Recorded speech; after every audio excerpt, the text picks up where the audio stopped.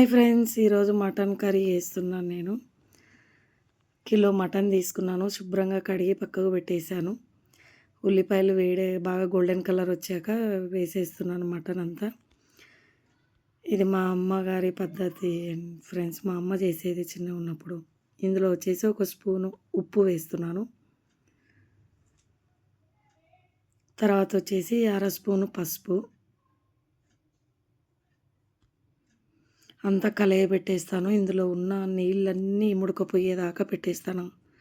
మంట పెద్దగా పెట్టేసి ఒక కట్ట చిన్న మెంతం కూర వేస్తున్నాను. ఇది బాగా కలయపెట్టేసి ఇప్పుడు ఒక 3 టమాటాలు బాగా ఇవన్నీ మెత్తగా చేసేసుకుంటాను ఫ్రెండ్స్. నేను చేత్తోనే మెత్తగా చేసేస్తాను, మిక్సీకి వేయను. టేస్ట్ బాగుండదు మిక్సీకి వేస్తే, ఇలా చేస్తేనే బాగుంటుంది. చేతితో మెత్తగా చేసుకోవాలి. ఇప్పుడు ఇందులో ఇది వేసేస్తున్నాను.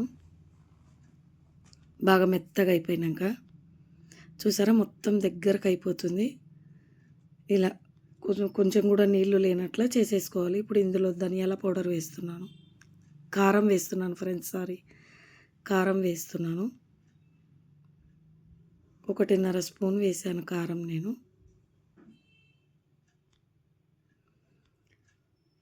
ఇప్పుడు వచ్చేసి ధనియాల పౌడరు ఒక చిన్న స్పూన్ వేసాను. ఇప్పుడు mutton masala, Aachi mutton masala వాడతాను నేను. చాలా అంటే చాలా బాగుంటుంది ఇది. అంతా మొత్తం కలయబెట్టేసుకొని, నేను ఇందులో అల్లం పేస్ట్ వేయలేదండి, ఓన్లీ కొబ్బరి పొడి మాత్రమే. కొంచెం చిన్న ముక్క కొబ్బరి పొడి మిక్సీ వేసుకున్నాను. కొబ్బరి పొడి వేసేస్తున్నాను ఇందులో.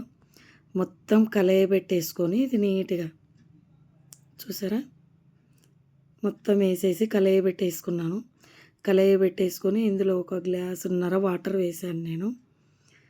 ఇది మొత్తం కలిపేసుకొని కొద్దిగా కొత్తిమీర వేసేస్తాను ఇందులో. కొత్తిమీర వేసి ఒక 6-7 విజిల్లు పెట్టేస్తాను ఫ్రెండ్స్. అంతే ఫ్రెండ్స్ మటను. మా అమ్మగారు చేసే మటన్ ఎలా ఉందో చెప్పండి. లైక్ చేయండి, సబ్స్క్రైబ్ చేసుకోండి. Thank you.